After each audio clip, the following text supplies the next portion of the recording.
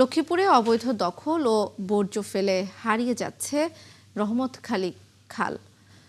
ব্যাহত হচ্ছে পানির সরবরাহ, এতে দুর্ভোগে এলাকার মানুষ। তারা বলছেন, দ্রুত খাল পুনঃখনন এবং স্থায়ী দখল মুক্ত করা না হলে পুরোপুরি বিলীন হয়ে যাবে।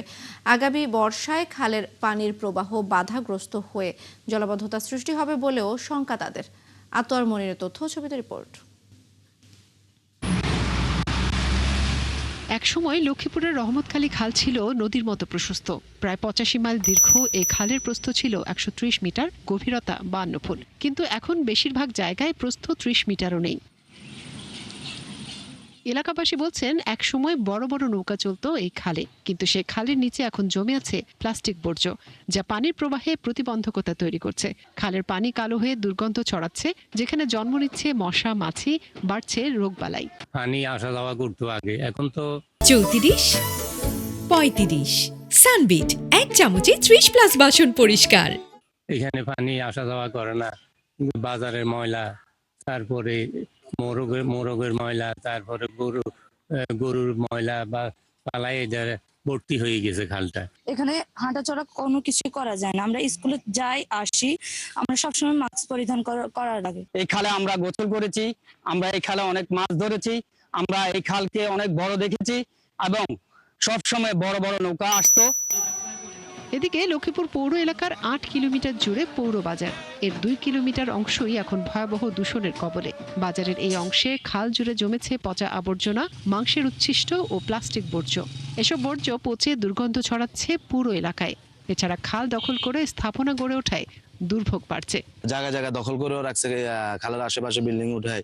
হ্যাঁ, মানে খালটা পুরা ইয়ে করে দিছে। এই চিকন করে একটা ড্রেন দিছে, ড্রেনটা কিন্তু অকেজ। এই কারণে আমাদের এই পানিগুলো এখান থেকে না যায়, পাইপ দিয়ে আমাদের পানিগুলো খালে পড়ে। খালটা এমন ভাবে বিলীন হয়ে গেছে, আমার মনে হয় বস্তি এলাকা আরো ভালো আছে। এটার জন্য কোনো বসবাস চলাফেরা কোনো অবস্থাতে কোনো কিছু করার জন্য কোনো সুযোগ নাই। বিষয়টি স্বীকার করে জেলা প্রশাসন বলছে, অবৈধ দখল চিহ্নিত করে এরই মধ্যে উচ্ছেদের ব্যবস্থা নেওয়া হয়েছে। শিগগিরই খালও সংস্কার হবে। যেসব জায়গাতে ব্রিজ ওয়ার্ডেনিং করা দরকার হবে সেসব ব্রিজ ওয়ার্ডেনিং করা হবে। অবৈধ স্থাপনাগুলো আগের মতো উচ্ছেদ ধারাবাহিকভাবে আমরা করতে থাকবো। আপনি জানেন যে এটা 40 কিলোমিটার একটা খাল। আমরা আসলে সময় নিয়ে আমরা এটা করতেছি। আগে যেভাবে করেছি, গত বর্ষা বন্যার সময় যেভাবে করেছি, এবার আমরা এভাবে অব্যাহত রাখবো।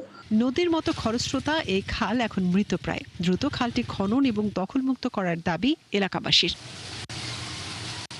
মনিরা কাজুরি, 71। দখল দূষণে অস্তিত্ব হারাতে বসা লক্ষ্মীপুরের রহমতখালী খালের বর্তমান অবস্থা জানাতে আমাদের সঙ্গে যুক্ত হচ্ছেন সহকর্মী আতোয়ার মনির। মনির, অবৈধ খাল উচ্ছেদে, অবৈধ দখল উচ্ছেদে প্রশাসন আসলে কি ব্যবস্থা নিয়েছে? পাশাপাশি সরকারের খাল খনন কর্মসূচি, এই খাল খনন করা হচ্ছে কি জানাবেন আমাদের।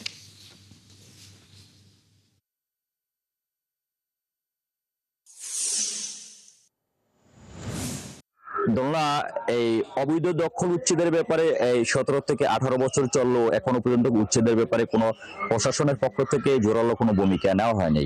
আমি আপনার পিছনে অংশে দেখাচ্ছি, অর্থাৎ এই বিভিন্ন জায়গায় এইভাবে এই অবৈধ দখলদার একদিকে দখলদার করছেন, অন্যদিকে বিভিন্ন অংশে বিভিন্ন পয়েন্টে এবং এই খাল দখলের উদ্দেশ্যে বিভিন্ন ময়লা আবর্জনা, পচা এবং দুর্গন্ধার যে হয়েছে বিভিন্ন অংশে এই খাল দখলের একদিকে মহা উৎসব চলছে, অন্যদিকে এই খালের যে পরিবেশ এক সময় যে ছিল, পানি ব্যবহার করতো, বিভিন্ন কাজে ব্যবহার করতো মানুষ, সেই পরিবেশ এখন আর ব্যবহারের অনুপযোগী হয়ে রয়েছে।